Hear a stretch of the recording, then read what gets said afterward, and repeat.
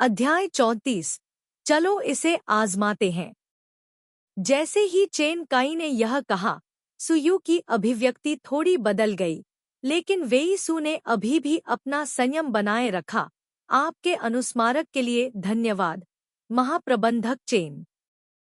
भले ही आप यह न कहें, मैं फिर भी उसकी अच्छी देखभाल करूंगा।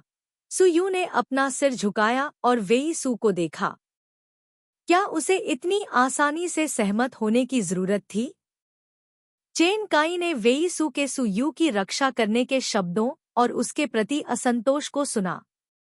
वह कड़वी मुस्कान के साथ मुस्कुराया, यह नहीं जानते हुए कि खुश होना चाहिए या शर्मिंदा होना चाहिए।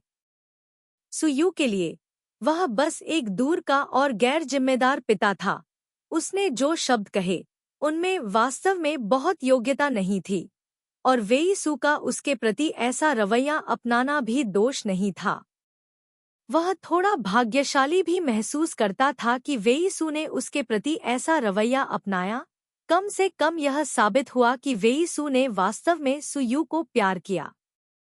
न्यू न्यू, उस समय पिताजी। शेन काई को अपने दिल में बहुत पछतावा हुआ।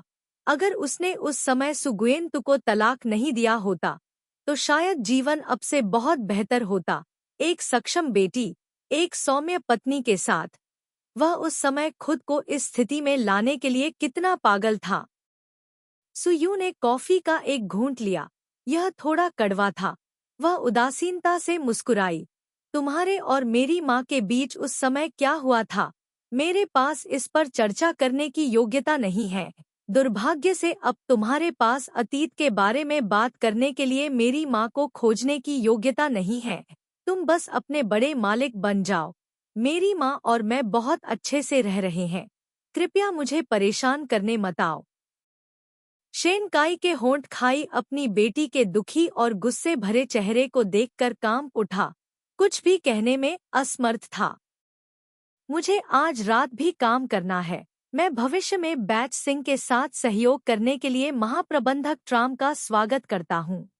सुयू ने सिर हिलाया, खड़े हो गए और भुगतान करने के लिए बार काउंटर पर चला गया। कंपनी फिर इस्तीफा दे दिया क्योंकि उसके सहकर्मियों ने उसकी परियोजना की नकल की। फिर झुआंग परिवार के युवा गुरु के साथ टूट गया और आखिरकार इस बाई शेंग बेवरेज कंपनी में काम करने के लिए आया। इतने कम समय में सुयू ने 1,00,000 युआन को महाप्रबंधक जिनसू की शेन का समर्थन करने के लिए तैयार किया। कार ने सराय के निचले हिस्से में चलाई। वी सू ने सुयू को दरवाजा खोलने में मदद की। जब वह कार से बाहर निकल रही थी, तो उसने अचानक कहा, सुयू, चलो इसे आजमाते हैं। सुयू रुक गया। वेई सू को देखने के लिए मुड़ा जो कार के पास खड़ा था। अपनी भौहें उठाई। कोशिश करो। वेई सू ने सिर हिलाया। यह देखने की कोशिश करो कि क्या मैं तुम्हारा प्रेमी बन सकता हूँ। मैं एक परीक्षण अवधि के लिए तैयार हूँ। छोटी या लंबी यह तुम्हें तय करना है। क्या हमें परीक्षण अवधि से पहले साक्षात्कार नहीं करना चाहिए? सुयू की अभिव्यक्ति सामान्य थी, जैसे कि वह सिर्फ मौसम के बारे में बात कर रहा था। आपको अभी भी साक्षात्कार की आवश्यकता है। वेई सू ने अजय मोटी चमड़ी वाले आदमी की खूबियों को पूरी तरह से सामने लाया। मैं गाड़ी चला सकता हूँ। मैं चावल धो सकता हूँ। मैं बिस्तर बना सकता हूँ। मैं घर की सफाई भी कर सकता हूँ। मैं लिविंग रूम से किचन तक जा सकता हूँ। आप चाहते हैं कि मैं पूर्व की ओर जाऊं? मैं पश्चिम नहीं जाऊंगा। आप खरीदारी करने जाना चाहते हैं? मैं आपके साथ जाऊंगा। मैं निश्चित रूप से पत्रिकाओं द्वारा चुना गया सबसे अच्छा प्रेमी हूँ। सुयू हैरान रह गई। उसने उम्मीद नहीं की थी कि वेई सू जैसा कोई व्यक्ति ऐसी बातें कह सकता है। थोड़ी देर बाद वह जोर से हंसी, अपना हाथ हिलाया। यहाँ आओ, मैं तुम्हें बताती हूँ। वेई सू ने सुयू के सामने कुछ कदम बढ़ाए। उसने अपनी छाती के सामने अपनी बाहें क्रॉस की। उसका रूप बहुत गंभीर था, ऊपर से नीचे तक देख रहा था। हाँ, स्वस्थ शरीर, औसत आयु, अच्छा फिगर। मैं प्रेमी बनने के आह्वान का जवाब दे रहा हूँ। पशुधन बनने के आह्वान का जवाब नहीं दे रहा हूँ। वेईसू ने सुयू को देखने दिया। भले ही उस पर उसके शब्दों का हमला हुआ था, फिर भी वह आज्ञाकारी रूप से स्थिर खड़ा रहा और उसके चेहरे पर क्रोध या शर्म का कोई संकेत नहीं दिखा। सुयू का दिल थोड़ा हिल गया और उसने अचानक मुस्कुराते हुए कहा, ठीक है। अपनी बात समाप्त करने के बाद वह पलटी और ऊपर चली गई। वेईसू को अभी तक यह समझने का समय नहीं मिला था कि ठीक है शब्द का क्या अर्थ है। जब सुयू की आकृति अब दिखाई नहीं दे रही थी, तो उसे अचानक समझ आ गया। उसने खुशी खुशी अपना फोन निकाला और एक दोस्त का नंबर डायल किया। चलो आज रात ड्रिंक के लिए बाहर चलते हैं, मैं तुम्हें दावत दूंगा। फोन रखते हुए वेईसू ने खुशी से सोचा, क्रांति आखिरकार फलित हुई थी। यह आखिरकार आधी सफल रही। भगवान का शुक्र है। वेईसू की असीम खुशी के विपरीत सुयू का मूड बेहद जटिल था। वह उस उम्र से आगे निकल चुकी थी जहां वह बस कुछ मीठे शब्दों से भावुक हो सकती थी। वेईसू उसके साथ बहुत अच्छा व्यवहार करता था और बहुत ख्याल रखता था। पहले तो उसने इस बारे में ज्यादा नहीं सोचा, लेकिन वह इतनी मूर्ख भी नहीं थी कि वह अभी भी उसकी भावनाओं को न पहचान सके। वह समझ नहीं पा रही थी कि वेईसू जैसी असाधारण शख्सियत किसी ऐसे व्यक्ति पर ध्यान क्यों देगी जो उसके जितना असाधारण नहीं है, और यहाँ तक कि आज्ञाकारी रूप से उसकी बात भी सुनती है। राजकुमार और सिंड्रेला की परीक्षा दूसरी बार मिलने पर समाप्त हो गई। कौन जानता है कि भविष्य में राजकुमार और सिंड्रेला का जीवन कैसा होगा। वेईचू को महिलाओं के दिलों में राजकुमार माना जाता था। सुयू, हालांकि सिंड्रेला नहीं थी, लेकिन राजकुमारी के स्तर तक नहीं पहुंच सकी। उसने हिचकिचाहट दिखाई थी, उसने न जानने का नाटक किया था, लेकिन वह ऐसी लड़की नहीं थी जो प्यार या नफरत करने की हिम्मत न करती हो। यह सिर्फ इतना था कि पुरुषों के लिए उसके मानक भविष्य में एक स्थिर जीवन के प्रति उसके दृष्टिकोण पर आधारित थे। वेईचू के पास एक स्थिर जीवन का लाभ था, लेकिन कई ऐसे लाभ भी थे जो अन्य महिलाओं को आकर्षित करते थे। या तो इस आदमी को बांधकर घर ले आओ, या किसी और महिला को उसे भगाने दो।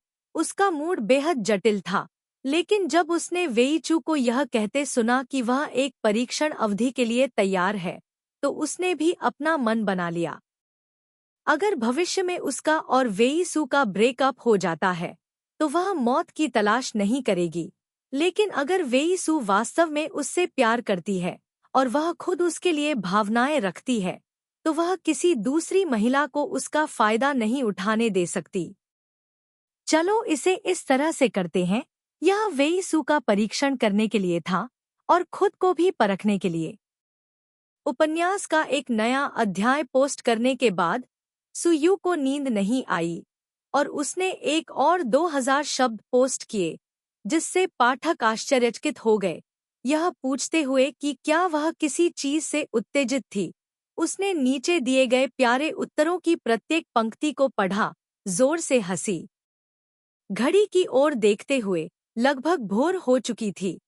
उसने कुछ टिप्पणियों का जवाब दिया और फिर बिस्तर पर लेटते हुए कंप्यूटर बंद कर दिया। उसने आराम से बेडसाइड टेबल पर रखे अपने फोन को उठाया। उसमें 3 संदेश थे।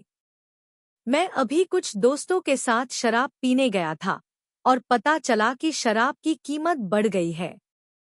गैलरी में कुछ बहुत ही रोचक व्यंग्यात्मक पेंटिंग प्रदर्शित की जा रही हैं। मैं टिकट खरीदूंगा और कल आपको दे दूंगा। क्या आप सो रहे हैं? शुभ रात्रि। खुश स्माइली। इन 3 संदेशों का प्रेषक वेईसू था। सुयू को अचानक याद आया कि ऐसा लग रहा था कि वह यह दिखावा नहीं कर सकती थी कि उसने उसे अब और नहीं देखा। उसने एक पल के लिए सोचा, फिर एक वाक्य वापस भेजा, हाँ, शुभ रात्रि, आपको भी जल्दी आराम करना चाहिए। क्लैंक। वेईसू ने शराब की बोतल मेज पर रखी। एक राउंड और उसकी नज़र फिर से फोन की स्क्रीन पर रुक गई। उसके चेहरे की मुस्कान चाहकर भी नहीं छुप पा रही थी। प्यारे दोस्त, क्या तुम ठीक हो? कुछ हुआ है क्या? काओ यू डोंग ने चिंतित होकर वेई सू को देखा जो शराब को पानी की तरह पी रहा था। झिझकते हुए अपना मुंह खोला। कंपनी दिवालिया हो गई। इससे पहले कि वेई सू कुछ कह पाता, उसके बगल में मौजूद ट्रान हुक ने काओ यू डोंग को लात मारी। कुत्ते के मुंह से हाथी दांत नहीं निकल सकता। क्या तुम मुझे बेरोजगार होने का श्राप दे रहे हो? मुझे लगता है कि यह एक टूटा हुआ दिल है, बॉस ने सुयू के सामने कबूल किया होगा, लेकिन अंत में उसे अस्वीकार कर दिया गया, है ना? चेन लुजोंग ने सिर हिलाया जैसे कि वह समझ गया हो। सुयू की उपस्थिति को याद करते हुए, मिस सु जैसी मजबूत व्यक्तित्व वाली लड़की उस तरह की व्यक्ति नहीं है जो पैसे से अंधी हो जाती है। क्या आपने गलत तरीका नहीं अपनाया? हुम्फ। सुयू ने बड़े भाई को पूर्व की ओर जाने के लिए कहा। बड़े भाई ने पूरी तरह से आज्ञाकारी रूप से सुना। आप उन्हें लुभाने के लिए पैसे का इस्तेमाल करने की हिम्मत कैसे कर सकते हैं? ट्रान हुक ने बियर का घूंट लिया और कहा, क्या तुमने टोनहाक के सामने बड़े भाई की शक्ल नहीं देखी? उसका वास्तव में कोई भविष्य नहीं है। बिना भविष्य के रहना तुम सिंगल लोगों से बेहतर है। मैं अपनी पत्नी से प्यार करता हूँ। मैं उसकी इच्छा के विरुद्ध क्यों जाऊँ? वेई सू ने सावधानी से फोन अपनी जेब में रखा, फिर अपना सिर उठाया और दूसरे दो लोगों की तरफ तिरस्कार से देखा। मेरे बारे में बात करने के लिए इस कौवे जैसे मुंह का इस्तेमाल मत करो। तुम सिंगल नहीं हो, है ना? काओ यू टोंग ने आवाज बढ़ा दी। तुमने सुयू का पीछा किया है। वेई सू ने मुस्कुराते हुए बियर का एक घूंट लिया। हाँ, तुम इसे इस तरह से समझ सकते हो।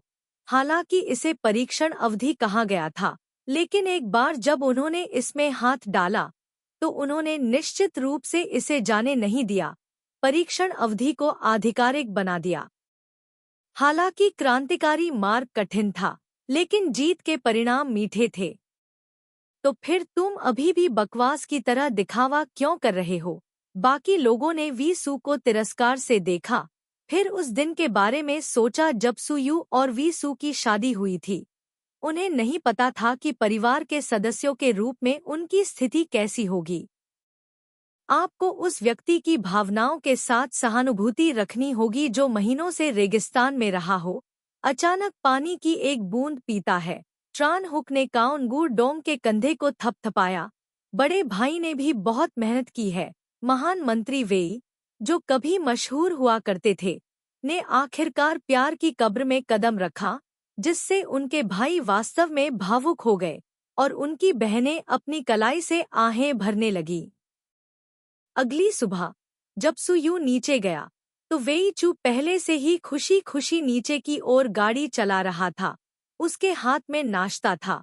वह पूरी तरह से प्यार में डूबा हुआ एक युवक लग रहा था। किसी कारण से सुयू के दिल में उलझी हुई भावनाएं अचानक मुस्कान में बदल गईं।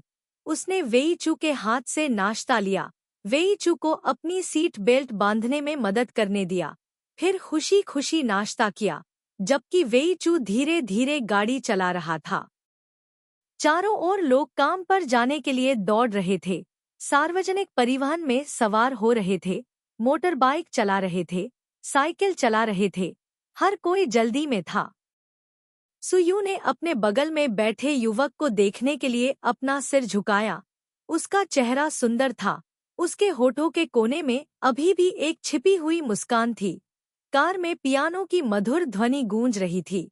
उसने अचानक सोचा, इस तरह का जीवन बुरा नहीं था। जब सुयू ने नाश्ता खत्म किया, तो वे लगभग उसकी कंपनी में थे। सुयू ने एक चेक निकाला, उस पर 1,00,000 युआन लिखा था। वेई सू सुयू के व्यक्तित्व को जानता था। उसने मना नहीं किया। बेशक उसने यह नहीं पूछा कि स्नातक होने के केवल 1 वर्ष बाद ही सुयू के पास इतने पैसे क्यों थे। वह सुयू का सम्मान करता था, ठीक उसी तरह जैसे सुयू ने बाई शेंग और जिनसु के बीच सहयोग के दौरान उसका सम्मान किया था। हम यहाँ हैं। वेई सू ने कार रोकी, सुयू की सीट बेल्ट खोली और अचानक उसके होठों पर हल्के से चूमा। बाद में तुम सीधे प्लानिंग डिपार्टमेंट में जा सकती हो। चलो साथ में लंच करते हैं।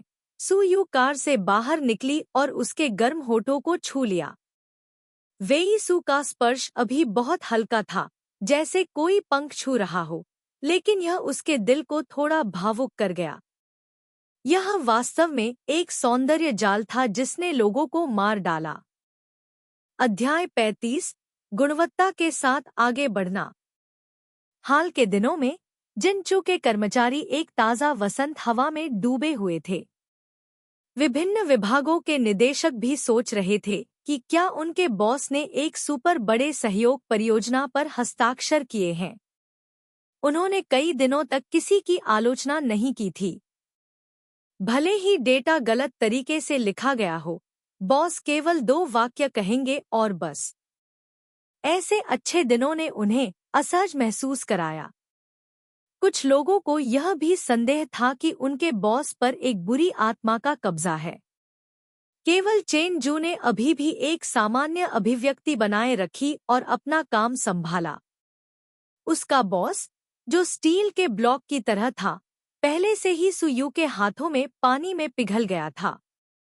यह स्वाभाविक ही था कि वह अच्छे मूड में था।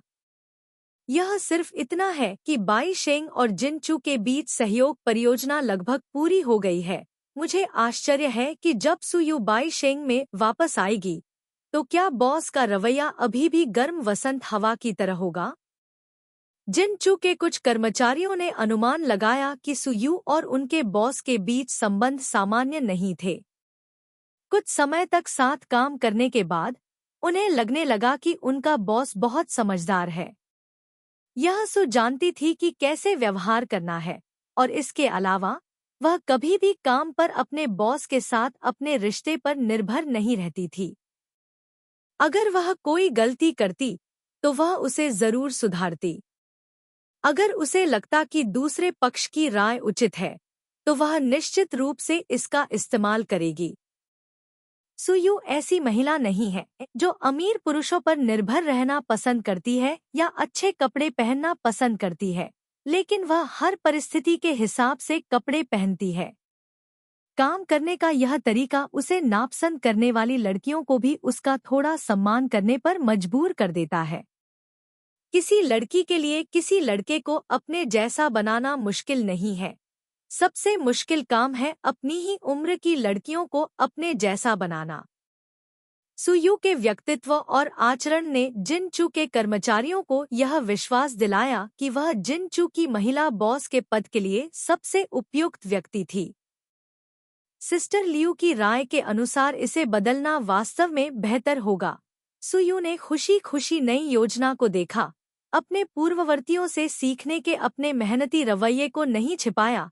ऐसा नहीं लगा कि वह समझ नहीं रही है, बल्कि समझने का नाटक कर रही है, जिससे उन्हें बेहद सहज महसूस हो रहा है। छोटी सुसु, बॉस तुम्हें लेने आए हैं, जल्दी करो, हम नाश्ता करने की तैयारी कर रहे हैं। बॉस यहाँ हैं, हम बहुत शर्मीले हैं, एक महिला कर्मचारी ने मुस्कुराते हुए सुयू को चिढ़ाया, यहाँ तक कि उसने दरवाजे की ओर अपनी उंगली भी दिखाई।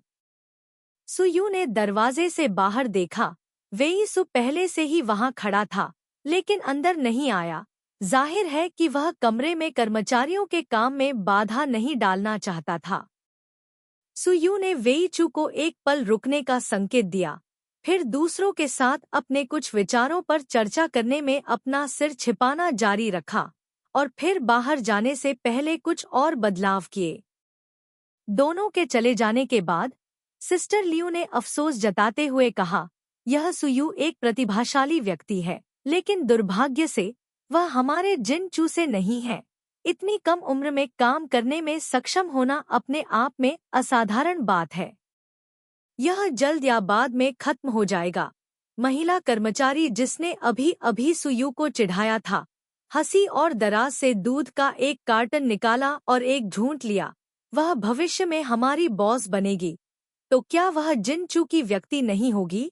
बाकी लोग भी हंसे। सिस्टर लियू ने दरवाजे से बाहर देखा, थोड़ा चिंतित महसूस करते हुए।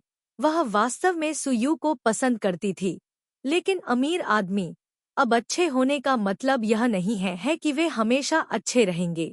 अगर बॉस सुयू को धोखा देता है, तो कौन जानता है कि ऐसी आजाद ख्याल लड़की किस तरह की व्यक्ति बन जाएगी। वेईचू के साथ खाने के बाद सुयू अपने अपार्टमेंट में लौट आई। फिर उसे अपने अच्छे दोस्त चेन यू का फोन आया, जिसने उसे इस सप्ताहांत साथ में खरीदारी करने के लिए कहा।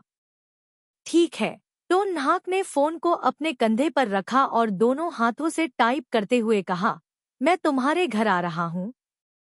ठीक है, कोई बात नहीं, मैं अब फोन रखता हूँ।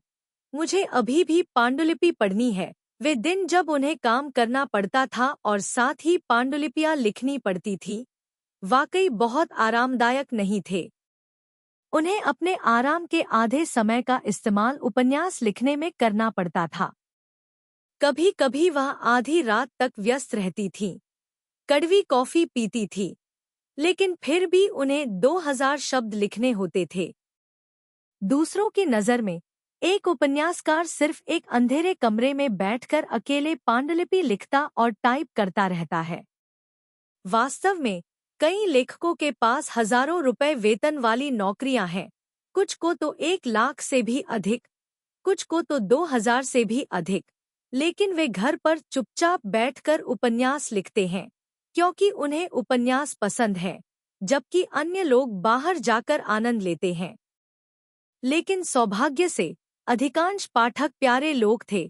कभी कभी 1 या 2 लोग आलोचना करते थे। सुयू को बहुत परवाह नहीं थी। आखिरकार सुयू ने जो लिखा वह गुलाबी रंग से भरा उपन्यास नहीं था। लोगों का इसे पसंद करना और लोगों का इससे नफरत करना सामान्य बात थी। एक नया अध्याय पोस्ट करने के बाद सुयू ने एक धोया हुआ सेब उठाया, इत्मीनान से मंच ब्राउज करते हुए इसे चबाया, फिर वेईसू के संदेशों का इंतजार किया। उनमें से अधिकांश बेकार शब्द थे, लेकिन हर रात वेईसू इस मूर्खतापूर्ण व्यवहार से कभी नहीं थकती थी। सुयू को लगा कि वह पूरी तरह से नए वेईसू की आदत डाल रही है। उसकी नज़र में यह व्यक्ति सिर्फ एक साधारण आदमी था। रहस्यमय और चमकदार चीजें गायब हो गई थी, जिससे वेईसू के लिए उसकी भावनाएं काफी बढ़ गईं। मुझे अब बिस्तर पर जाना है, शुभ रात्रि। सुयू ने नहाकर कपड़े बदले, वेईसू को शुभ रात्रि कहा और फिर सोने चली गई। वेईसू बिस्तर के सिरहाने बैठा था और अपने फोन पर मैसेज देख रहा था। उसके चेहरे पर मुस्कान थी। उसके घुटने पर एक कैलकुलेटर था, जिस पर एक कहावत थी, गुणवत्ता के साथ आगे बढ़ो, ताकि जिस व्यक्ति को तुम पसंद करते हो वह धीरे धीरे तुम्हारे अस्तित्व का आदी हो जाए। उसने अपनी ठोड़ी को छुआ। इस वेबसाइट को निवेशकों की जरूरत थी। सहयोग के इस विचार पर विचार किया जा सकता था। शुक्रवार को वेईसू ने सुयू को चेन यू के घर ले जाया, सुरक्षा सावधानियों का एक गुच्छा कहा और कहा कि अगर उसने बहुत अधिक खरीदा है तो वह उसकी मदद करने के लिए उसे बुला सकती है। फिर अनिच्छा से गाड़ी चलाकर चली गई। छोटी यू, उस महंगी कार का मालिक कौन है जो तुम्हें अभी यहाँ लेकर आई है? जैसे ही ट्रान गुएत नीचे गई, उसने काली कार देखी जो अभी अभी चली गई थी। उसने तुरंत टोन हाक को दिलचस्पी से देखा। मेरा प्रोबेशनरी बॉयफ्रेंड। सुयू ने यह बात नहीं छिपाई। एक अच्छे दोस्त से इसे छिपाने की कोई जरूरत नहीं थी। थोड़ा समय निकालो, मैं उससे कहूंगी कि वह तुम्हें रात के खाने पर आमंत्रित करे। क्या? इतना उदार? कौन है वह? ट्रान गुएत ने जैसे ही यह सुना, वह दिलचस्पी लेने लगी। तो नाहक को एक नया प्रेमी मिल गया था। हालांकि वहां 2 शब्द थे, परीक्षण। वह अपने आप ही इसके बारे में भूल गई। तुम्हें भी इसकी आदत है। सुयू मुस्कुराई और चेन यू के साथ पार्किंग की ओर चली गई। जब चेन यू कार का दरवाजा खोल रही थी, तो उसने अपना मुंह खोला और कहा, वह हमसे 2 साल बड़ा है, वेईसू। क्या? ट्रान गुएत ने कार का दरवाजा जोर से बंद किया और हैरानी से टोनहाक को देखा। तुमने सच में मंत्री वेई को पकड़ लिया। गलत, उसने आखिरकार मुझे हिला दिया। अपने शब्दों के चयन पर ध्यान दो। महारानी डोगर ट्रान। सुयू ने ट्रान गुएत को कार का दरवाजा खोलने में मदद की, फिर यात्री सीट पर बैठ गई। ठीक है, इतना घबराना बंद करो। क्या तुम अभी भी टहलने जाना चाहती हो? सुयू, तुम शापित लड़की, जब तुम बाहर जाओ तो सावधान रहना, लोगों को अपने ऊपर गर्म पानी फेंकने मत देना। ट्रान गुएत ड्राइवर की सीट पर बैठी, दांत पीसते हुए बोली, एसिड फेंकने की बजाय उबलता पानी फेंकना बेहतर है। मैं बहुत संतुष्ट हूँ। सुयू मुस्कुराई, वह भी वेई सू जैसे आदमी से थोड़ी प्रभावित थी। हालांकि यह प्यार की हद तक नहीं था, लेकिन धीरे धीरे साथ रहना, वह वास्तव में इसके लिए तत्पर थी। ट्रान गुएत ने सुयू की आंखों में चमक देखी, उसका दिल थोड़ा शांत हुआ। ऐसा लग रहा था कि सुयू के मन में वेई सू के लिए भावनाएं थी। अगर वेई सू सुयू को खुश कर सकती है तो इससे बेहतर कुछ नहीं हो सकता। जब तक वह टोन हुओ को खुश कर सकता है, तब तक इससे कोई फर्क नहीं पड़ता कि उस आदमी के पास पैसा है या नहीं, वह सुंदर है या नहीं। उसे बस यही उम्मीद थी कि उसकी अच्छी दोस्त खुशी से रहेगी।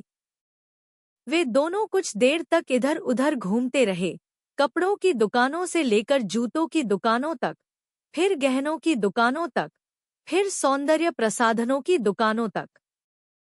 ट्रान गुएत ने बड़े और छोटे बैग खरीदे। ट्रान गुएत से प्रभावित सु न्हाक ने भी काफी कुछ खरीदा। इस समय वे दोनों लॉबी में चाय पीते हुए बैठे थे, आधे मरे हुए और आधे जिंदा। सुयू, क्या तुम्हारी नई किताब अभी तक आई है? ट्रान गुएत ने चाय की चुस्की ली। मैंने कुछ अखबारों में आपकी नई किताब का विज्ञापन देखा। हो सकता है। सुयू ने सिर हिलाया।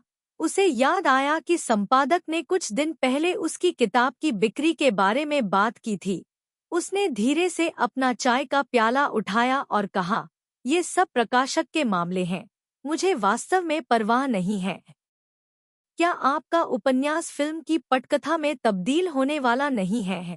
चेन यू को इस प्रकाशन मामले के बारे में ज्यादा समझ नहीं थी। यह देखकर कि सुयू की कोई राय नहीं थी, उसने ज्यादा कुछ नहीं पूछा, चाय की चुस्की ली और कहा, क्या झुआंग वेई अभी भी तुम्हें ढूंढ रहा है? सुयू ने आह भरी, वह बस थोड़ा खोया हुआ महसूस करता है, यह आदमी अभी बड़ा नहीं हुआ है। चेन यू ने बहुत सहमति जताई, बिल्कुल, इस अमीर दूसरी पीढ़ी को उसके परिवार ने बिगाड़ दिया है, यह सोचकर कि सब कुछ उसकी इच्छा के अनुसार चलता है। दुनिया में सब कुछ उसका है। सुयू ने अपना सिर नीचे किया और कुछ नहीं कहा। झुआंग वेई के साथ बिताया गया समय कम नहीं था। झुआंग वेई भी उसके साथ बहुत अच्छा था। उसे नहीं पता था कि वह कब बदल गया था। मानव हृदय एक चंचल चीज है। क्या लोग नहीं कहते कि चांद की रोशनी मेरे हृदय का प्रतिनिधित्व करती है? क्या चांद की रोशनी भी एक चंचल चीज नहीं है? क्या तुम अभी भी उस बेशर्म आदमी के बारे में सोच रहे हो? सुयू के हाव भाव देखकर ट्रान गुएत थोड़ा क्रोधित हुआ। वह सिर्फ एक अमीर दूसरी पीढ़ी का है, उसकी तुलना युवा होनहार वेई दा शेन से कैसे की जा सकती है, जिसका व्यवहार डराने वाला, सुंदर है और जो जानता है कि कब पीछे हटना है और कब आगे बढ़ना है। सुयू ने तिरस्कार से देखा, तुम्हारी धारणा में वेई दा शेन पहले ही मेरे दिल में गायब हो चुका है। पुरुष केवल उस व्यक्ति के सामने अपना कुलीन मुखौटा उतारते हैं जिसे वे पसंद करते हैं, बहुत दूर नहीं जाते। ट्रान गुएत ने टो न्हाक को घूरकर देखा, पलटी और अपने बैग से एक हार निकाला जिसके ऊपर एक छोटी सी जेड बुद्ध प्रतिमा थी। हालांकि यह बड़ी नहीं थी, लेकिन इसका कपड़ा बहुत बढ़िया था। यह जेड बुद्ध है जो मैंने तुम्हारे लिए खरीदा है, इसे ले लो। कहीं ऐसा न हो कि तुम भविष्य में मेरे लिए बहुत सारी बुरी किस्मत लेकर आओ। चेन यू को याद आया कि सुयू के डिजाइन को किसी और ने कॉपी किया था और फिर किसी ने दीवार के कोने को खोद दिया था, और तुरंत निष्कर्ष निकाला कि सुयू बदकिस्मत थी। यह जानते हुए कि चेन यू दृढ़भाषी लेकिन नरम दिल थी, सुयू ने इसे लिया और इसे अपनी गर्दन के चारों ओर पहना। मुस्कुराते हुए और धन्यवाद कहते हुए। अपना सिर घुमाते हुए उसने ट्रांग वे और एक छोटी लड़की को अंदर आते देखा। उनके सामने दो मध्यम आयु वर्ग के जोड़े थे, जिनमें से दो को सुयू जानती थी। वे ट्रांग वे के माता पिता थे। चेन यू ने भी यह दृश्य देखा। यह चायघर खूबसूरती से सजाया गया था, लेकिन बहुत महंगा था और वहां बहुत सारे ग्राहक नहीं थे। इसलिए चेन यू ने ट्रांग वे को आसानी से पहचान लिया। इसे देखकर तो ऐसा लग रहा है कि वे किसी ब्लाइंड डेट पर जा रहे हैं। त्रान गुयेत ने तो न्हाक की ओर देखा तो न्हाक के हाव भाव अभी भी हमेशा की तरह ही थे। त्रान गुयेत ने राहत की सांस ली, लेकिन इससे पहले कि वह सांस ले पाती, उसने देखा कि त्रांग वे इस ओर आ रहे हैं और त्रांग वे के माता पिता भी उधर ही देख रहे थे। अध्याय 36 लचीली चालें। सुयू को लगा कि ट्रांग वे के माता पिता जिस तरह से उसे देखते थे वह थोड़ा जटिल था। उस दिन उसकी मुलाकात दो लोगों से हुई थी। उनका व्यक्तित्व बहुत गंभीर था और वे अत्यंत विनम्र लोग भी थे। श्री ट्रांग पहले सिर्फ बढ़ी थे, फिर उन्होंने एक निजी कार्यशाला खोली, फिर यह बड़ा होता गया जब तक कि यह अपने वर्तमान पैमाने पर नहीं पहुंच गया। पूर्व कार्यशाला भी घरेलू उपकरणों के निर्माण में विशेषज्ञता वाली कंपनी में बदल गई। टोन हाक को देखकर दोनों को थोड़ा अजीब लगा। वे अपने बेटे के व्यक्तित्व को जानते थे। उस दिन वे टोन हाक से बहुत संतुष्ट थे। यह भी मानते थे कि टोन हाक परिवार की मालकिन के रूप में अच्छा काम करेगी। उन्हें उम्मीद नहीं थी कि उनका बेटा ऐसा काम करेगा जिससे पुरानी पीढ़ी का चेहरा उतर जाएगा। लेकिन ब्लाइंड डेट की मौजूदा स्थिति सुयू के लिए देखने लायक थी। जितना अधिक वे इसके बारे में सोचते थे उतना ही उन्हें अजीब लगता था। नमस्ते चाचा और चाची। सुयू ने देखा कि उसके और उनके बीच की दूरी बहुत कम थी, इसलिए उसे खड़े होकर उन दोनों से बात करनी पड़ी। भले ही वह अपने दिल में ट्रांग वे से नफरत करती थी, एक जूनियर के रूप में वह अभी भी उनका सम्मान करती थी। तियो न्हाक। श्रीमती ट्रांग ने शर्माते हुए मुस्कुराते हुए कहा, तुम भी यहाँ चाय पीने आए हो? हाँ, सप्ताहांत है इसलिए मैं अपने दोस्तों के साथ यहाँ चाय पीने और कुछ सामान खरीदने आई हूँ। सुयू ने श्रीमती ट्रांग को देखकर मुस्कुराई, फिर उसके बगल में बैठी लड़की की ओर देखा जो बहुत सुंदर लग रही थी। इसलिए उसने कहा, तुम दोनों को अभी कुछ काम है ना?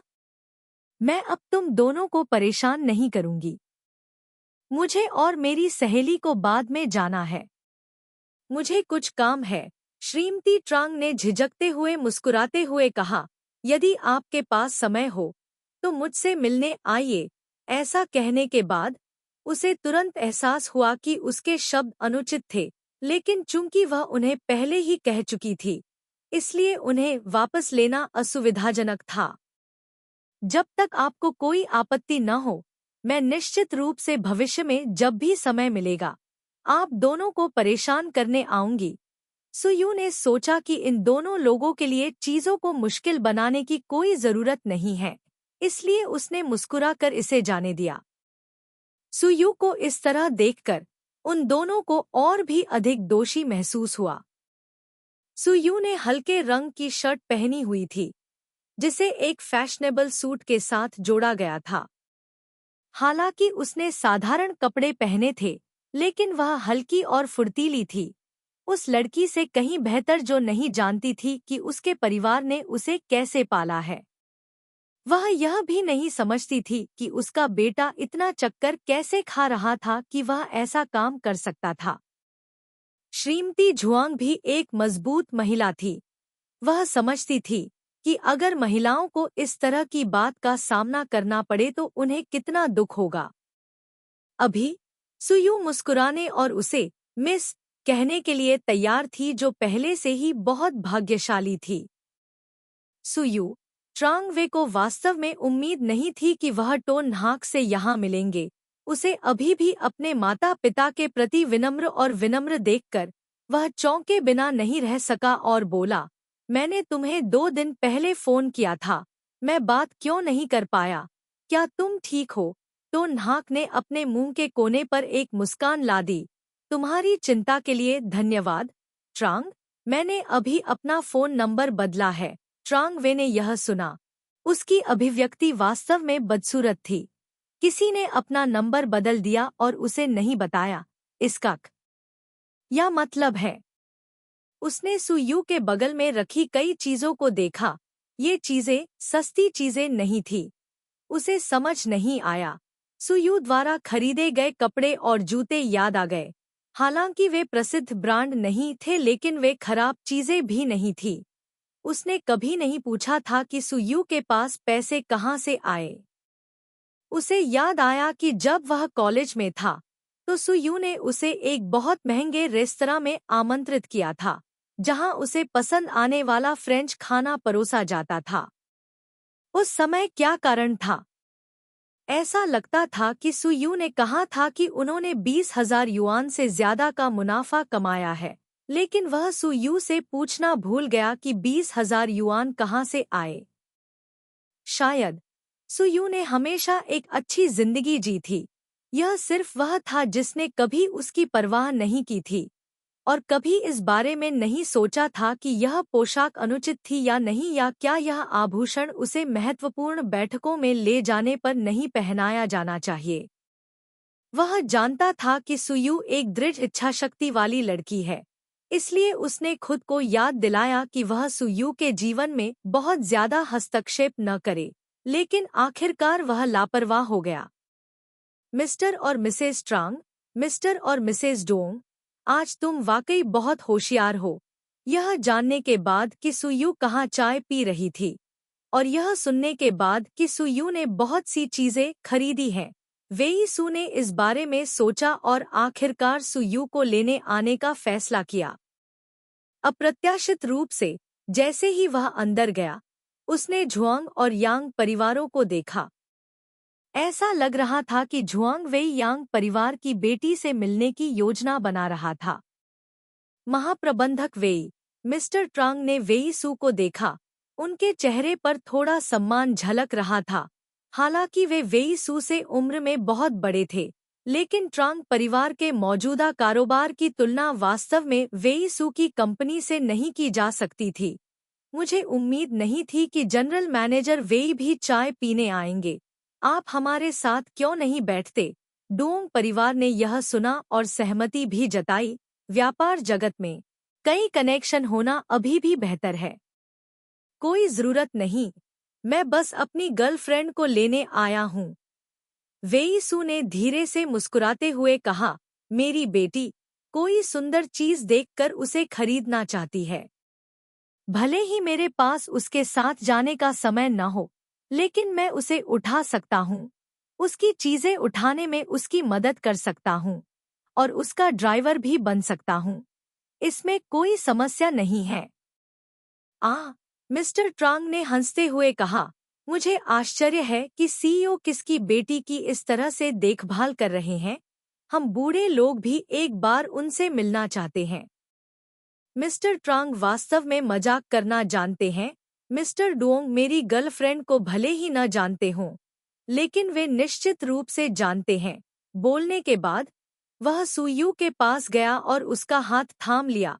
मुझे उम्मीद नहीं थी कि मिस्टर झुआंग यूयू को जानेंगे। यह वास्तव में भाग्य है। जब उसने 2 शब्द यूयू सुने तो सुयू कांप उठी, लेकिन उसका हाथ और भी कसकर पकड़ा गया। वह चुपचाप दीवार पर चपरासी पेंटिंग को देखती रही। झुआंग परिवार के 2 वयस्कों ने थोड़ी देर के लिए वेई सू को देखा, फिर थोड़ी देर के लिए अपने बेटे को देखा, अपने दिलों में यह समझते हुए कि उनके बेटे के पास अभिनय करने के लिए और कोई जगह नहीं है। हालांकि माता पिता अपने बच्चों के प्रति पक्षपाती थे, वे वास्तव में अपने बेटे की तुलना उनके सामने खड़े व्यक्ति से नहीं कर सकते थे। यू, अब वहाँ मत खड़े रहो। वेई सू ने मुस्कुराकर सुयू को बैठने दिया और फिर मुस्कुराकर दूसरों से कहा, शायद मिस्टर और मिसेज यांग और मिस्टर और मिसेज ट्रांग को कुछ कहना है। क्या हमने आपको परेशान किया? नहीं, नहीं। यह सुनकर श्री डोंग ने तुरंत मुस्कुराते हुए टोन हाक की प्रशंसा की। सीईओ वेई की प्रेमिका बहुत सुंदर है। कोई आश्चर्य नहीं कि सीईओ इतना कोमल और देखभाल करने वाला है। बेशक मुझे अपनी प्रेमिका से और भी अधिक प्यार करना होगा। मैं उसे अपने दिल में रखता हूँ।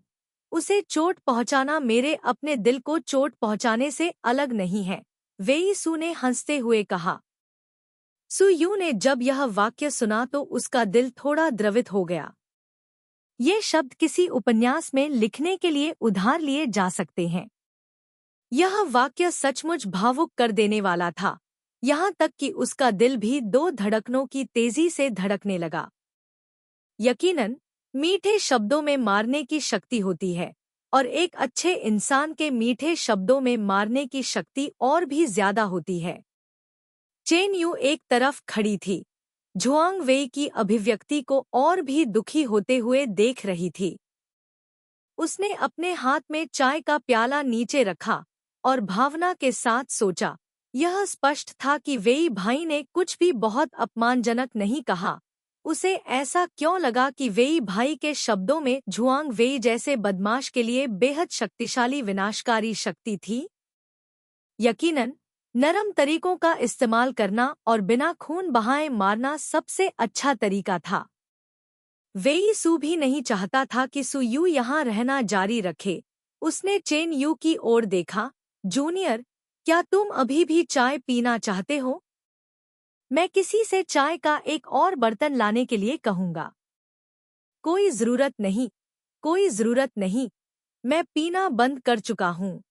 ट्रान गुएत ने अपना हाथ जो चाय का कप वापस लेने ही वाली थी, वापस खींच लिया, मुस्कुराने की कोशिश की और कहा, बहुत अधिक चाय पीना त्वचा के लिए अच्छा नहीं है, अच्छा नहीं है। निश्चित रूप से वेई के इस तरह के सौम्य प्रश्न के तहत उसके पास कोई बचाव नहीं था।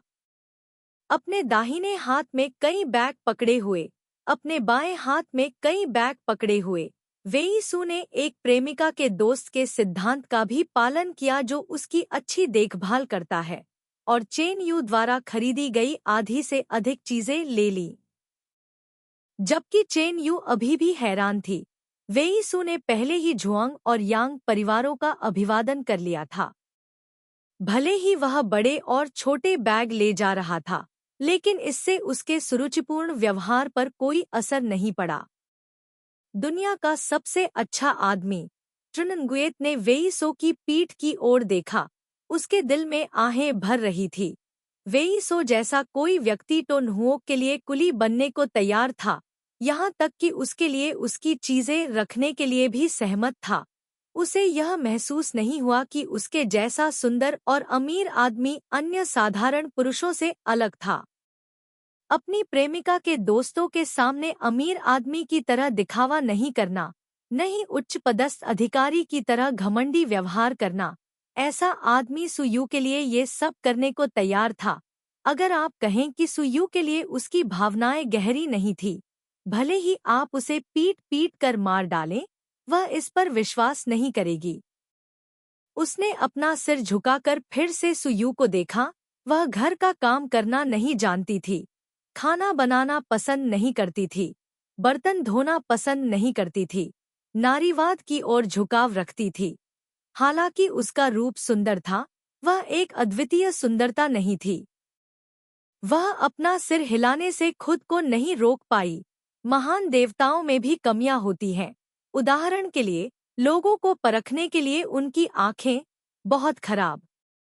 सुयू ने एक छोटा सा हैंडबैग उठाया, वेई सू के पीछे चायघर से बाहर निकली, आंखें मूंद ली और मुस्कुराई क्योंकि उसने चेन यू को वेई सू के हाथों से कुछ चीजें प्राप्त करते हुए देखा। अपनी कार के दरवाजे के पास खाली खड़ी रही और मुस्कुराने की कोशिश की। भाई वेई, धन्यवाद, बहुत बहुत धन्यवाद। यह कुछ भी नहीं है। आप सुयू के दोस्त हैं, इसलिए आप मेरे भी दोस्त हैं। सामान्य दिनों में सुयू का ख्याल रखने के लिए बहुत बहुत धन्यवाद। वेई सू का ट्रनन गुएत के प्रति रवैया बहुत ही कोमल था, जिसके कारण ट्रनन गुएत को इतनी देखभाल से घबराहट महसूस हुई। दरअसल उसे नहीं पता था कि वेई सू सिर्फ टोन नाक की देखभाल और सुरक्षा के लिए उसका शुक्रिया अदा कर रही थी। एक सच्ची और अपरिवर्तनीय दोस्ती। सुयू के पास इतनी देखभाल करने वाली दोस्त है, वह वास्तव में उसका शुक्रिया अदा करना चाहता है। यह महान भगवान, अरे नहीं, यह भाई वेई, कृपया ऐसा मत कहो। सुयू मेरी दोस्त है, मेरे लिए उसकी मदद करना स्वाभाविक है। उस दिन जब मुझे परेशानी का सामना करना पड़ा, सुयू पहली और एकमात्र व्यक्ति थी जिसने ईमानदारी से मेरी मदद की। उस समय मुझे सुयू को धन्यवाद देने की आवश्यकता नहीं थी। अब सुयू को भी मेरा शुक्रिया अदा करने की आवश्यकता नहीं है। ट्रान गुएत का रवैया बेहद गंभीर था। वह 10 कदम दूर खड़े टोन नाक को देख रहा था। पहले मैं अभी भी चिंतित था कि ट्रांग वे टोन नाक को नहीं समझ सकता। अंतिम परिणाम यह हुआ कि आप दोनों का ब्रेकअप हो गया। मुझे आपसे धन्यवाद कहने की आवश्यकता नहीं है। मैं तो बस यही आशा करती हूँ कि आप उसके साथ अच्छा व्यवहार करें, उसे सामान्य रूप से हृदयहीन न समझें। वह बाहर से मजबूत और अंदर से कमजोर है। तुम्हें भी दूसरे बेशर्म आदमियों की तरह नहीं होना चाहिए, जो सोचते हैं कि एक मजबूत लड़की को चोट नहीं पहुंचेगी, लेकिन एक नाजुक और कमजोर लड़की को देखना जो केवल रोना पसंद करती है, चोट पहुंचाएगा। अगर तुम ऐसे हो, भले ही तुम मेरे आदर्श हुआ करते थे, मैं तब भी तुम्हें तब तक पीटूंगा जब तक तुम जाग नहीं जाते। वेई सू ने ये शब्द सुने और चेन यू को वास्तव में पसंद किया। उसने सिर हिलाया, नहीं, कोई फर्क नहीं पड़ता कि दूसरी लड़की कितनी कमजोर है, यह उसका व्यवसाय है। कोई फर्क नहीं पड़ता कि सुयू कितनी मजबूत है, यह मेरा व्यवसाय है। अगर मैंने सुयू को निराश किया, भले ही आप मुझ पर तेजाब फेंक दें, मैं मुकदमा नहीं करूंगा। चेन यू ने सिर हिलाया, यह अच्छा है। कोई फर्क नहीं पड़ता कि एक महान अधिकारी कितना अच्छा है, वह अपने दोस्तों की तुलना नहीं कर सकता है। इसलिए इस संबंध में चेन यू बहुत दृढ़ है। मैं आपको बताने जा रहा था, मैंने पहले से ही लेखक को उस उपन्यास पर हस्ताक्षर करने और इसे भेजने के लिए कहा है। यदि आपको इसकी आवश्यकता नहीं है, तो मैं इसे अपने लिए रखूंगी। वेई सू से कहा, छाप काफी बढ़ गई है, कॉमरेड, आपको कोशिश जारी रखनी होगी। वेई सू ने सुयू को देखा और उसके कान लाल हो गए। मैं संगठन के भरोसे को बिल्कुल भी कम नहीं होने दूंगा। अध्याय 37, तीसरा व्यक्ति। ट्राम खाई टोन नाक को खोजने के लिए वापस नहीं आया। टोन नाक के पास भी परेशानी की तलाश करने का समय नहीं था, लेकिन फिर भी उसने जानबूझकर यह बात छिपाई और अपनी बूढ़ी माँ को नहीं बताई। पिछले कुछ दिनों में अपनी माँ के बारे में सोचते हुए, जो एक यात्रा पर गई हुई थी, सुयू नहीं चाहती थी कि इससे उसकी माँ के मूड पर असर पड़े। बाई शेंग और जिनचू के बीच सहयोग पूरा होने के चरण में पहुंच गया था। सुयू भी राहत महसूस कर रही थी। प्रत्येक कंपनी के लिए आर्थिक संसाधनों और लाभों के विभाजन के बारे में अभी भी कुछ मुद्दे थे। वह खुद से फैसला नहीं कर सकती थी, इसलिए उसने इसे निदेशक जियांग तिंग को प्रभारी के रूप में छोड़ दिया। उसे बस योजना की जांच और तुलना करने की आवश्यकता थी। पिछले कुछ दिनों में वह जिनचू के कार्यालय में नहीं गई, बल्कि कुछ मामलों को संभालने के लिए बाई शेंग में ही रही। कभी-कभी काम के बाद वह वेई सू के साथ बाहर खाना खाने और फिल्में देखने जाती थी, जो उसे बुरा नहीं लगता था। उसे टीवी पर दिखाई जाने वाली भावुक प्रेम कहानी भी पसंद नहीं है, बस उसे रहने दो। सुयू, एक पल के लिए मेरे ऑफिस में आओ। जियांग तिंग बाहर से लौटी, उसके हाथ में अभी भी कई दस्तावेज थे। जब वह सुयू के पास से गुजरी, तो वह थोड़ा झिझकी, लेकिन अंत में उसने फिर भी सुयू को वापस बुलाया। सुयू चौंक गई, यह सोचकर कि जिनचू के साथ सहयोग में कोई समस्या थी, और अब वह दोपहर के भोजन के लिए क्या खाएगी, इस बारे में सोचने के मूड में नहीं थी। जियांग तिंग के पीछे पीछे कार्यालय में जाने के बाद उसने अपेक्षित फटकार नहीं सुनी, बल्कि कुछ तारीफें सुनी, जिससे सुयू को बहुत सहजता महसूस हुई और वह धैर्यपूर्वक बैठ गई, जियांग टिंग के मुद्दे पर आने का इंतजार करने लगी। कुछ दिन पहले मैं एक सहायक ढूंढना चाहती थी, लेकिन मुझे अभी भी कोई उपयुक्त व्यक्ति नहीं मिल पाया। अगर आपको कोई आपत्ति न हो, तो क्या आप कुछ समय के लिए मेरी सहायक बन सकती हैं? जियांग टिंग ने सुयू के लिए अपनी प्रशंसा नहीं छिपाई। आपकी कार्यक्षमता खराब नहीं है। मुझे आशा है कि आप और अधिक सीखेंगे। भविष्य में बाई शेंग के पास शायद आपके लिए अधिक उपयुक्त पद होंगे। सुयू ने उम्मीद नहीं की थी कि उसके वरिष्ठों द्वारा प्रशंसा किए जाने का इतना गहरा अर्थ होगा।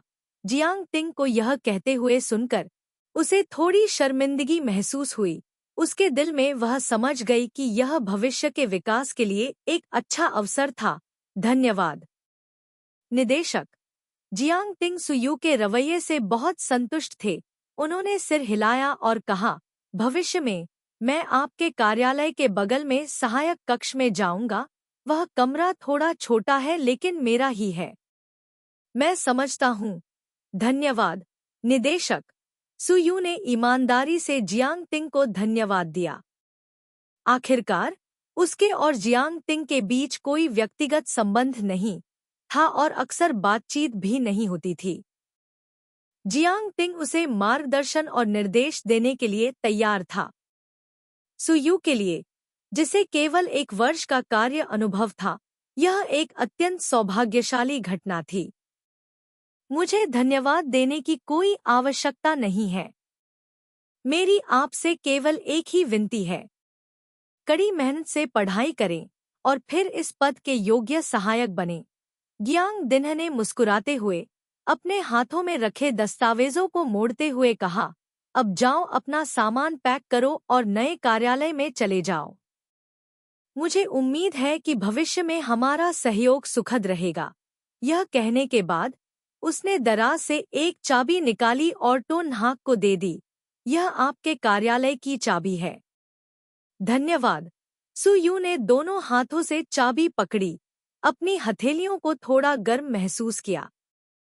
उसने अपने दिल में उत्साह को दबाने की कोशिश की, धन्यवाद कहा और तुरंत जाने के लिए तैयार हो गई, लेकिन जियांग टिंग ने उसे फिर से वापस बुलाया। सुयू, क्या तुम टैन वेई को जानती हो? जियांग टिंग ने अचानक अपना मुंह खोला और पूछा। Dam we. सुयू को इस अपरिचित नाम का कोई आभास नहीं था और वह जियांग टिंग को खाली आंखों से देखती रही। यह नहीं जानती थी कि इस व्यक्ति का उससे क्या लेना देना है। यह व्यक्ति क्या? सुयू की हैरान अभिव्यक्ति को देखकर जियांग टिंग एक पल के लिए रुक गया। तो आप उसे नहीं जानते? यह कुछ भी नहीं है। यह सिर्फ इतना है कि पिछले 2 दिनों में मैं जिनचू के पास गया था और यह देखकर कि जिनचू के महाप्रबंधक के साथ उसका रिश्ता खराब नहीं लग रहा है, मुझे लगा कि आप उसे जानते हैं। तो यह ऐसा ही है। टो न्हाक मुस्कुराया और जियांग टिंग के कार्यालय से बाहर चला गया। वह जियांग टिंग के व्यक्तित्व को समझती थी। यह महिला अन्य लोगों के मामलों में हस्तक्षेप करना पसंद नहीं करती थी और शायद जियांग टिंग ने वेई सू के साथ उसके रिश्ते को समझ लिया था। तो जियांग टिंग ने उसे इस डैम वी और वेई सू के बारे में बताया। क्या वह उसे इस व्यक्ति पर अधिक ध्यान देने के लिए कह रहा था? वह अच्छी तरह से जानती थी कि वेई सू कितना आकर्षक था। यह समझ से परे नहीं था कि कोई दूसरी महिला उसे पसंद करती थी। टो न्हाक ने अपना सेल फोन निकाला और उसे वापस अपनी जेब में रख लिया। अभी वह सवाल कर सकती थी या जांच कर सकती थी, लेकिन अगर कोई पुरुष संबंध बनाना चाहता है, तो चाहे महिला कितना भी रोए या हंगामा करे, यह बेकार होगा। बस इसे एक तरफा दर्पण के रूप में देखें, यह देखने के लिए कि क्या वेई सू उसके साथ ईमानदार था या वह अभी भी किसी अन्य महिला के सामने छेड़खानी कर रहा था। अपने सहकर्मियों की प्रशंसा भरी निगाहों के नीचे उसने अपने निजी सामान को अपने नए कार्यालय में ले जाया और काम से छुट्टी होने से पहले ही अपने काम को व्यवस्थित कर लिया। इस समय तो नाहक का फोन भी बज उठा। यह वेई सो का फोन था, जो उसे किम सो के पास आने के लिए कह रहा था ताकि वह उसके साथ वापस आने का इंतजार कर सके। नाहक ने एक क्षण सोचा, मना नहीं किया, बैग लिया और किम सो के पास चला गया। जैसे ही वह जिनचू में दाखिल हुई, कुछ परिचित लोग उसका अभिवादन करने आए और दो लोगों ने अनजाने में मिस टैन का जिक्र कर दिया।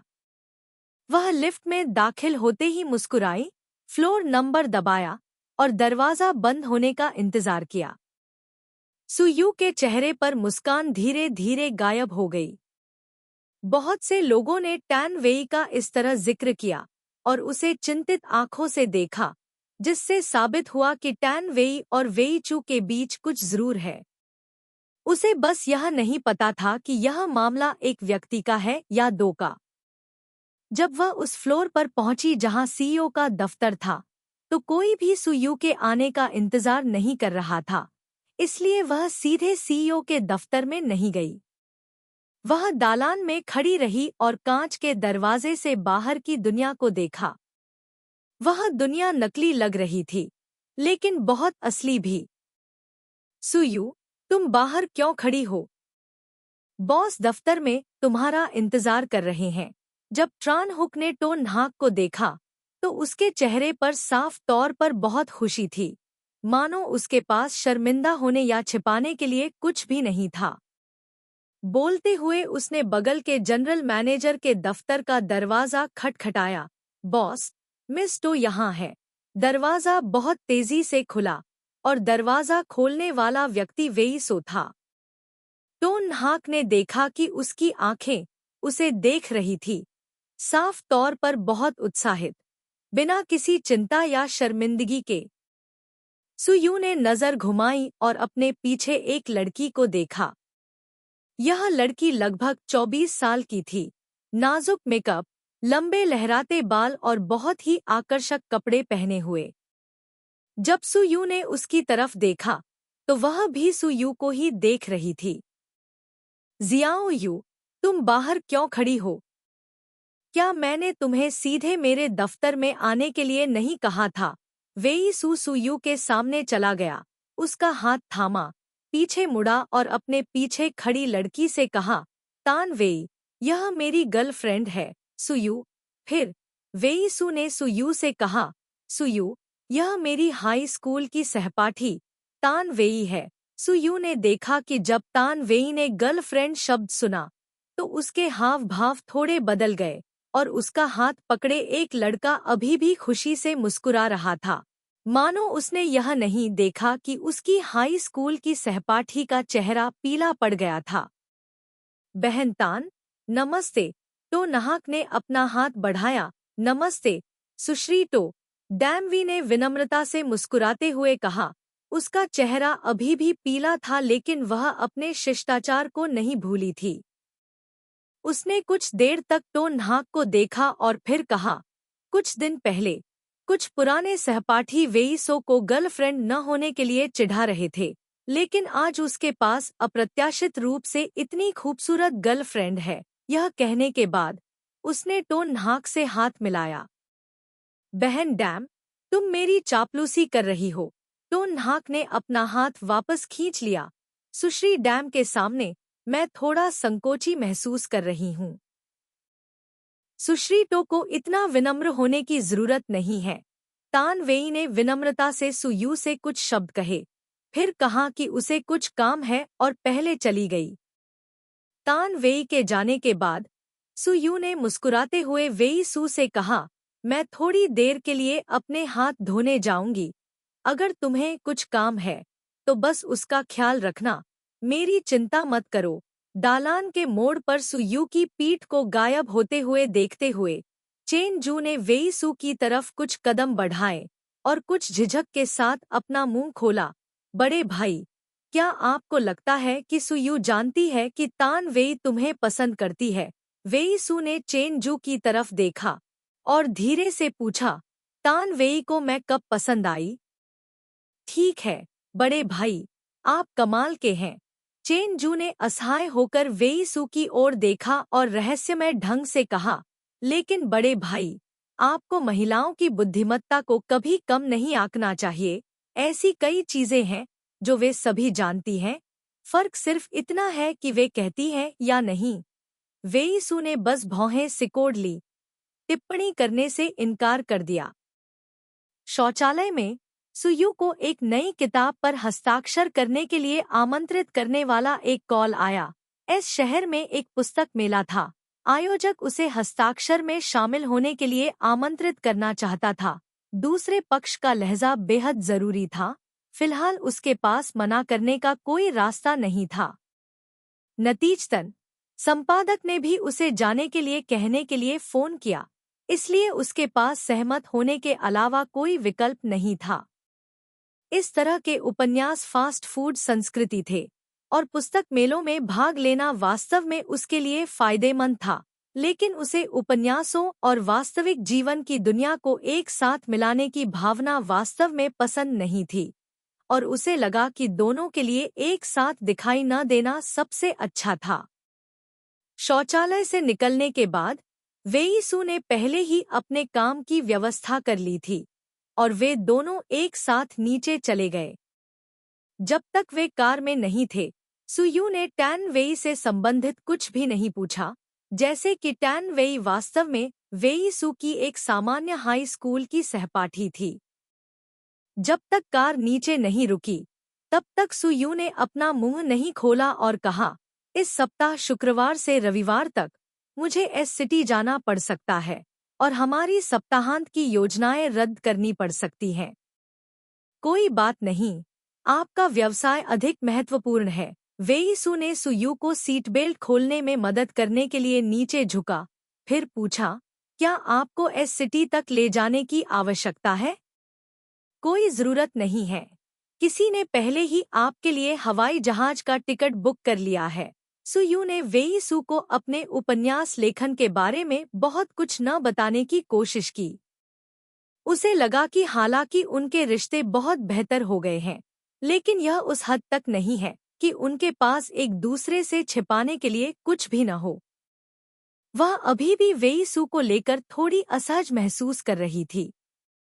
ठीक है, सड़क पर सावधान रहना। अगर कुछ भी होता है तो मुझे कॉल करना याद रखना। वेईसू ने मुस्कुराते हुए सुयू को कार का दरवाजा खोलने में मदद की। ऊपर जाओ और जल्दी आराम करो। हाँ, तुम्हें भी जल्दी आराम करना चाहिए। सुयू कार से उतरी और वेईसू की ओर देखने लगी। सामने वाला व्यक्ति धीरे से मुस्कुरा रहा था, लेकिन उसकी आंखों में बेपनाह स्नेह भरा हुआ था। सुयू ने अपनी नजरें हटा ली और अपने तेज धड़कते दिल को नियंत्रित करने की कोशिश की। अभी उसने वेईसू पर भरोसा करना चुना। आखिरकार भावनाएं इस बात पर निर्भर नहीं करती कि कोई और आया है या नहीं, बल्कि शामिल व्यक्ति के रवैये पर निर्भर करती हैं। इसलिए वह वेईसू के रवैये का इंतजार करेगी और फिर अपना रवैया चुनेगी। अध्याय 38, प्यार का सम्मान करना। जिस दिन वेईसू को विदा करने आया, उस दिन सुबह बारिश हो रही थी। सुयू ने हल्के रंग की जीन्स और हल्के रंग की शर्ट पहनी हुई थी। उसके बाल, जो आम तौर पर बंधे रहते थे, अब उसके कंधों तक लटक रहे थे। थोड़े घुंघराले, एक बहुत ही अलग एहसास दे रहे थे। उसने सुयू को रजिस्टर करते हुए देखा, फिर दरवाजे के पीछे गायब हो गया।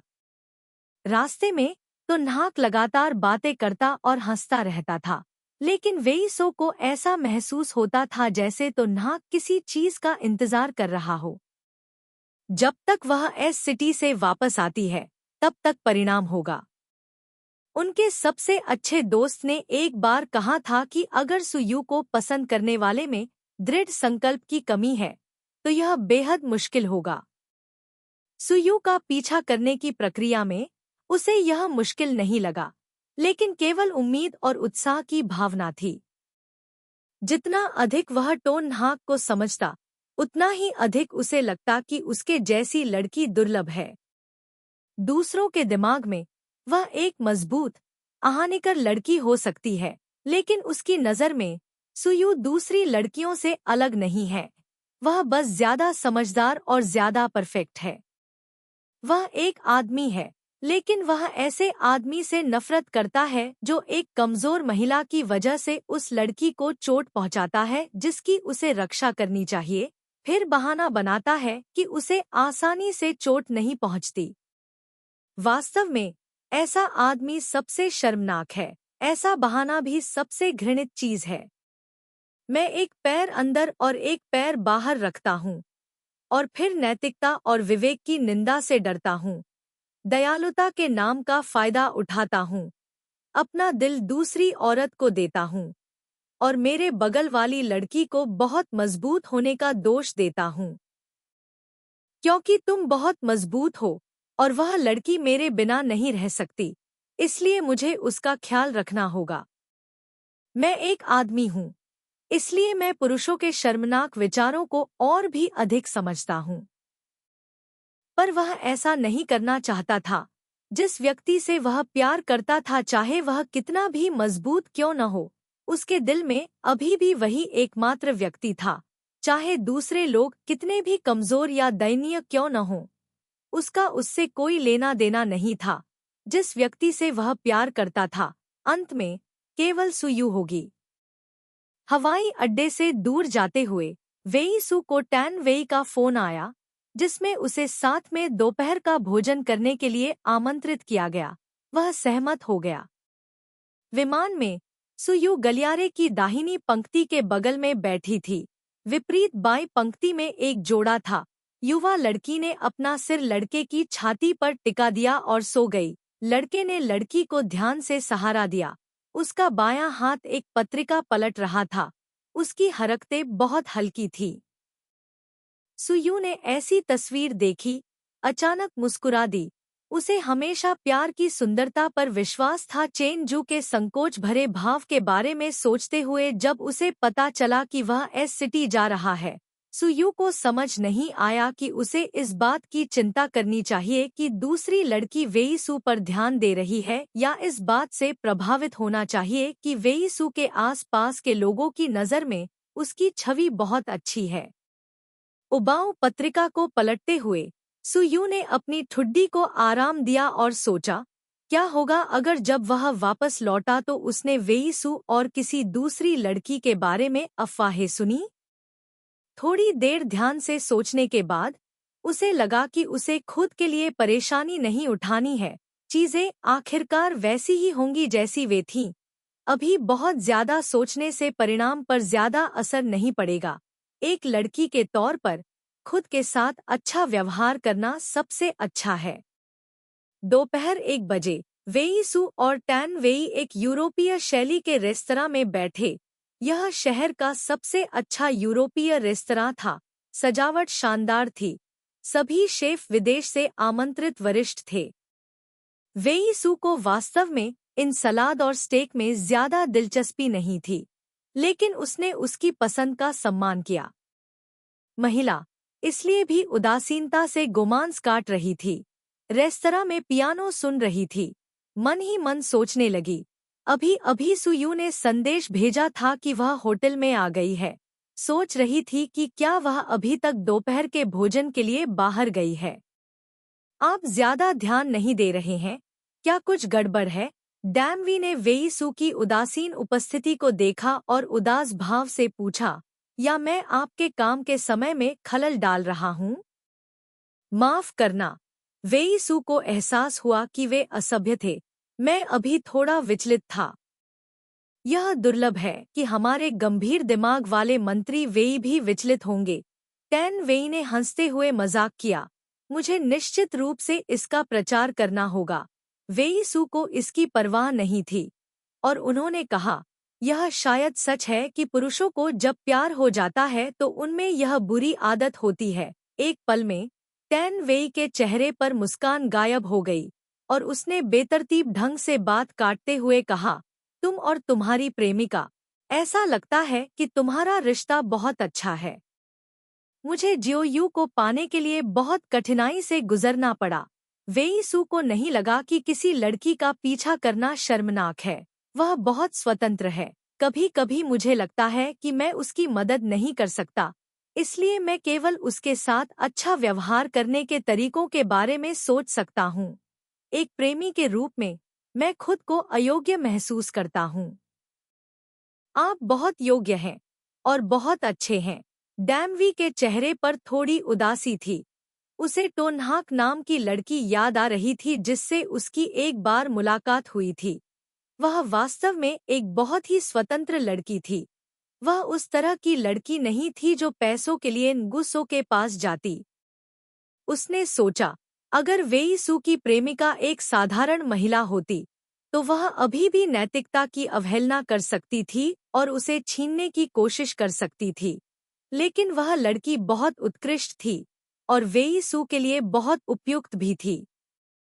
इसके अलावा एक आदमी जो पहली नज़र में वीसू जैसी महिलाओं को बहुत आकर्षक लगता है, एक ऐसा व्यक्ति है जो शरीर पर एक भी पत्ती के बिना फूलों की झाड़ी में खड़ा है, बहुत पारंपरिक विचारों वाला है और बहुत जिद्दी भी है। एक बार जब वह किसी के प्यार में पड़ जाता है तो उसका मन बदलना बहुत मुश्किल होगा। ऐसा आदमी जिस लड़की से वह प्यार करता है वह निश्चित रूप से बहुत खुश होगी, लेकिन जो लड़की उससे प्यार करती है वह बहुत दुखी होगी। वह कई सालों से गुप्त रूप से वेईसू से प्यार करती थी, लेकिन वेईसू ने कभी उसके साथ कोई चाल नहीं चली। वह सिर्फ वही करता था जो उसे करना चाहिए। उसके पास जरूरत से ज्यादा स्टाइल था और उसने कभी भी सीमा पार नहीं की। उसने हमेशा उसे इस तरह प्यार और नफरत दोनों करवाया। मेरी तारीफ करने के लिए शुक्रिया। वेईसू ने मुस्कुराते हुए सिर हिलाया और शुक्रिया कहा। अगर तुम मेरे बॉयफ्रेंड होते तो मैं शायद भगवान को शुक्रिया अदा करती कि उन्होंने मुझे तुम्हारे जैसा बॉयफ्रेंड दिया। डैमवी मुस्कुराई लेकिन मुस्कुराई नहीं। वेईसू को देखा। उसके शब्दों का अर्थ था, दुर्भाग्य से तुम किसी और लड़की के आदमी बन गए हो। मैं अपने ट्यून नाक के लिए जेड की तरह शुद्ध हूँ। मेरे साथ ऐसा मजाक मत करो। वेईसू ने शराब का एक घूंट लिया और उसके कड़वे स्वाद को अपने गले से नीचे उतरते हुए महसूस किया। क्या होगा अगर यह मजाक न हो? तान वेई की आंखें पेंटिंग में आदमी की हर हरकत को ध्यान से देख रही थी। क्या होगा अगर मैं कहूँ कि मैं तुम्हें लंबे समय से पसंद करता हूँ, तुम्हारी गर्लफ्रेंड से भी ज्यादा? वेईसू ने अपना चाकू और कांटा नीचे रखा, अपने मुंह के कोने को पोंछा और गंभीर भाव से तान वेई को देखा। माफ करना, मैं सुयू से प्यार करता हूँ। तान वेई का चेहरा पीला पड़ गया और वह कड़वाहट से मुस्कुराई। लोग कहते हैं कि तुम्हारे पास स्टाइल है, लेकिन वास्तव में तुम काम करते समय दूसरों के लिए कोई रास्ता नहीं छोड़ते और लड़कियों को अस्वीकार करने में तुम्हारे पास कोई चातुर्य नहीं है। इस मामले को स्टाइल के पीछे रखना अस्पष्ट होगा। तान वेई, तुम यह भी जानती हो कि मैं इस तरह की चीजों में तथाकथित स्टाइल को बनाए रखना पसंद नहीं करता। वेईसू ने टैन वेई के पीले चेहरे को देखा और आगे कहा, मैं सिर्फ आपको धन्यवाद और माफी ही कह सकती हूँ। क्या आप इतनी बेबाकी से इसलिए बोल रहे हैं क्योंकि आपको डर है कि मैं कुछ भूल जाऊंगी या इसलिए कि आपको डर है कि आपकी गर्लफ्रेंड आप पर शक करेगी? टैन वेई ने भी अपना चाकू और कांटा नीचे रख दिया। मुझे नहीं लगता कि वह इस बारे में बहुत परवाह करती है या वह आपसे बहुत प्यार नहीं करती है। चाहे वह संदेह करे या नहीं, ध्यान दे या नहीं, मुझसे प्यार करे या नहीं, यह उसकी स्वतंत्रता है। मुझे बस इतना पता है कि मैं उसे संदेह करने का मौका नहीं दूंगा और मैं उसे प्रेम परीक्षण के कारण मुझ पर ध्यान देने के लिए भी मजबूर नहीं करना चाहता। मैं उससे प्यार करता हूँ, इसलिए मैं अपने कारण उसका जीवन दुखी नहीं करना चाहता। इन शब्दों को सुनने के बाद टैन वेई की अभिव्यक्ति और भी बदसूरत हो गई, जैसे कि उसने अंतिम निर्णय ले लिया हो। आप उसे इतना पसंद करते हैं कि आप उसे संदेह करने और पीड़ित होने नहीं दे सकते। यह दोनों इसलिए है क्योंकि आप सहन नहीं कर सकते और इसलिए भी क्योंकि आप अपनी भावनाओं का सम्मान करते हैं। वेईसू ने अपनी आंखें थोड़ी नीचे झुका लीं तन वेई के पीले चेहरे की ओर नहीं देखा। वेई सू, तुम वाकई बहुत क्रूर हो। तन वेई अपनी कुर्सी पर पीछे झुक गया, अवाक। वेई सू का सेल फोन बज उठा। उसने पीछे देखा और पाया कि यह सू यू था। उसने जल्दी से फोन उठाया। सुयू, क्या तुमने अभी तक लंच किया है? तन वेई ने अपने सामने वाले आदमी को देखा जो फोन पर धीरे से मुस्कुरा रहा था। उसके दिल में भावनाएं ऐसी थी जैसे उस पर ठंडे पानी की एक बाल्टी डाल दी गई हो। यह इतना ठंडा था कि वह सांस नहीं ले पा रहा था। सुयू ने कार की खिड़की से सड़क के दृश्य को देखते हुए डिब्बे में रखे चावल को उठाया। मैं आज दोपहर बहुत व्यस्त रहूंगा। अभी मैं लंच बॉक्स के साथ मोटरसाइकिल पर बैठा हूँ। इसका स्वाद बुरा नहीं है और यह मुफ्त है। फोन से आती पियानो की आवाज सुनकर सुयू ने उत्सुकता से पूछा, क्या आप पश्चिमी खाना खा रहे हैं? हाँ, मेरी हाई स्कूल की सहपाठी टैन वेई के साथ। आप उससे कुछ दिन पहले मिले थे।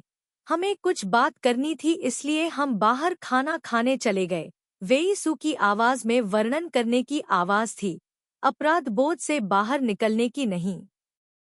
सुयू ने अपने दिल में सब समझ लिया, इसलिए उसने मुस्कुराते हुए पूछा, तुम्हें शायद पश्चिमी खाना पसंद नहीं है न?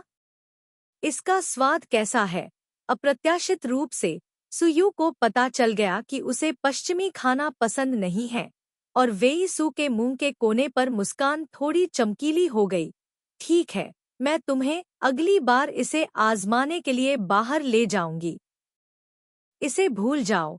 मैं तुम्हारे लिए मसालेदार मछली का सूप बनाने में कुछ समय लगा सकती हूँ। तो नाहक ने सेम का एक टुकड़ा उठाया और उसे अपने मुंह में डाल लिया।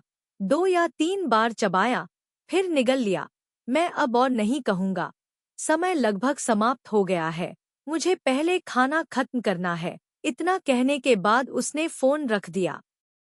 उसके बगल में बैठे सहयोगी ने थोड़ा माफी मांगते हुए कहा, बहन तो, आज के लिए मैं बहुत माफी चाहती हूँ। हमें आज रात बाहर जाकर अच्छा खाना खाना है। कोई बात नहीं, कोई बात नहीं। मैं आज बस थोड़ी देर से आई हूँ। सुयू ने अपना मुंह पोंछने के लिए रुमाल का इस्तेमाल किया, अपने बगल में रखे दूध के डिब्बे को उठाया और एक घूंट लिया। यह लंच बॉक्स भी बहुत स्वादिष्ट है। सहयोगियों ने राहत की सांस ली जब उन्होंने देखा कि सुयू को वास्तव में कोई आपत्ति नहीं थी। आखिरकार इस लेखक को विशेष रूप से आमंत्रित किया गया था, लेकिन शेड्यूलिंग समस्याओं के कारण उन्होंने दूसरे पक्ष को लंच बॉक्स खाने के लिए मजबूर किया, जिससे उन्हें अजीब लगा। लेकिन अप्रत्याशित रूप से यह लेखक युवा और सुंदर दिख रहा था और उसका व्यक्तित्व बहुत ही सौम्य था। फोन बंद करने के बाद वेई सू के चेहरे पर मुस्कान अभी भी गायब नहीं हुई थी। वह मसालेदार मछली का सूप बनाने की सामग्री के बारे में सोचने लगा। सड़क पर मसालेदार मछली का सूप रेस्तरां विशिष्ट स्वाद नहीं बना सकता था। इसके अलावा वह स्वच्छता के बारे में भी चिंतित था।